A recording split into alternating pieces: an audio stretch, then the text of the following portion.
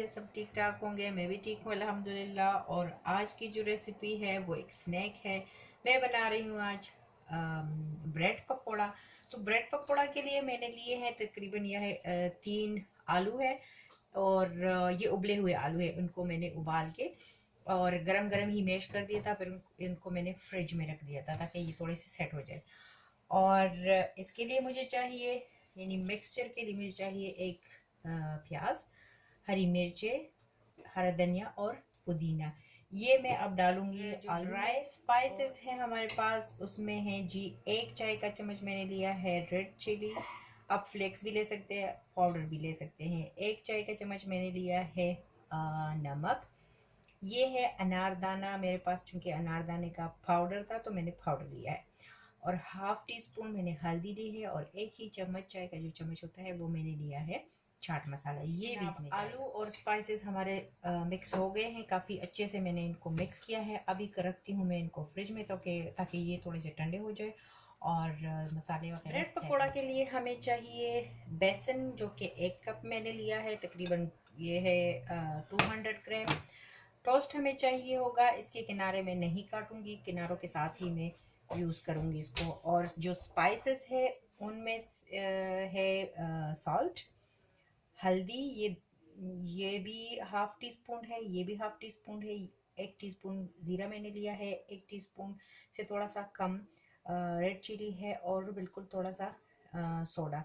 और ये green coriander fresh, ये भी सारा कुछ इसमें जाएगा। पहले मैं करूँगी इनको अच्छे से मिक्स और उसके बाद थोड़ा थोड़ा पानी डाल के एक स्मूथ सा रनी सा मैं मिक्सचर बनाऊंगी, ताकि ये ना ज़्यादा गाढ़ा हो और ना ही ज़्यादा पतला हो।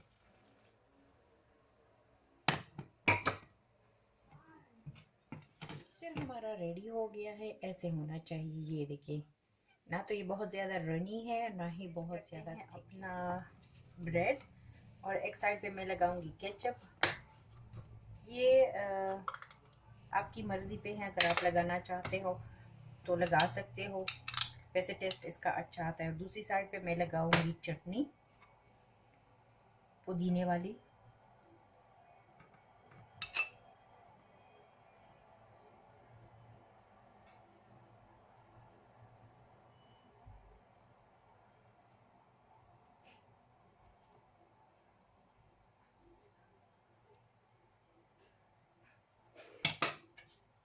और अब इस पे लगाएंगे जो मिक्सचर रेडी करके हम लोगों ने रखा था, वो अच्छे से इस पे लगा लेंगे। मैंने रेडी कर लिए हैं। अभी मैं दिखाती हूँ कि मैं इसको काटूंगी कैसे। मैंने स्लाइसेस इससे अलग नहीं किए, ये भी मुझे अच्छे लगते हैं इसमें। तो बाज़ लोग इसको समोसे की तरह काटते हैं और कहते भी इसको ब्रेड समोसा है, लेकिन वो मुझे थोड़े बड़े लगते हैं, इसलिए मैं वो वैसे नहीं काटूंगी।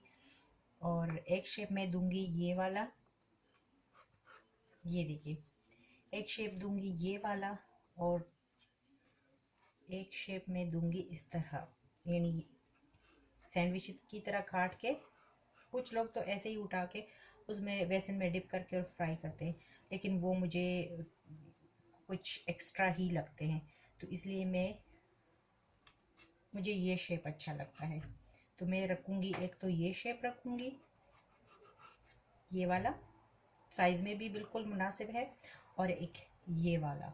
तो मैं एक साइड पे अब रखती हूँ ऑयल, ताकि वो गर्म हो जाए और बाकी के ब्रेड में रेडी करके फिर फ्राई करके आपको दिखाती हूँ। ऑयल हमारा गर्म हो गया है और अब ये देखिए मैं आपको दिखाती हूँ कि कैसे इनको इसमें डिप करके हम लोग फ्राई करेंगे।